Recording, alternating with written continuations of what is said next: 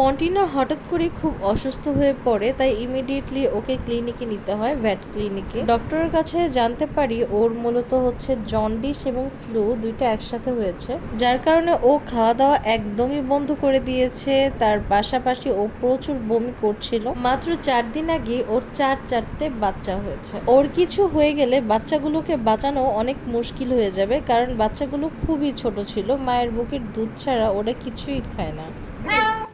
ও অনেক জোরে জোরে চিল্লাচ্ছিল, কারণ হচ্ছে ও ওইখানকার কাউকে চিনে না, বারবার আমাদের দিকে তাকাচ্ছিল। তাই আমি ওকে বারবার শান্ত করার চেষ্টা করছিলাম, মাথায় হাত বুলিয়ে বোঝানোর চেষ্টা করছিলাম আমি ওর কাছেই আছি। ভিডিওটা বেশ কিছুদিন আগের, বলতে গেলে সপ্তাহখানেক আগের। পন্টিনা আগের থেকে কিছুটা সুস্থ আছে, কিন্তু ওকে নিয়ে অনেক স্ট্রাগল করতে হয়েছে, ইভেন এখনো করতে হচ্ছে। অনেকেই এখন এসে বলবেন যে হচ্ছে একটা বিড়াল নিয়ে এত আদিক্ষেতা দেখানোর কি আছে। আসলে আমাদের ফিলিংসটা আপনারা বুঝবেন না, যারা পশু পাখি পালন করে শুধু তারাই এই বিষয়টা বুঝতে পারবে। কারণ এই পশু পাখিগুলো একদম হচ্ছে নিজেদের ফ্যামিলি মেম্বারদের মতো হয়ে যায়, নিজের সন্তানের মতো হয়ে যায়।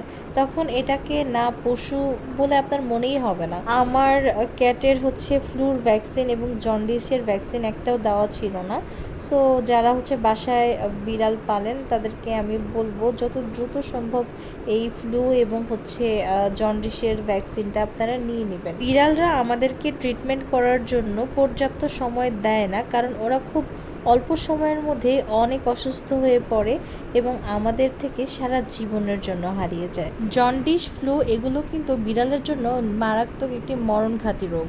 আপনার বিড়ালটিও যদি হঠাৎ করে অসুস্থ হয়ে পড়ে এবং খাওয়া দাওয়া বন্ধ করে দেয়, তাহলে আশেপাশে কোনো ভেট ক্লিনিকে দ্রুত যোগাযোগ করুন। আমি যে ভেট ক্লিনিকটাতে গিয়েছিলাম সেটা হচ্ছে আফতাবনগর এ ব্লকে। আফতাবনগর অথবা এর আশেপাশে যারা আছেন অনেকে জানেন না এখানে কোনো আশেপাশে কোথায় ভেট ক্লিনিক আছে, তাদের জন্য এই ভিডিওটা।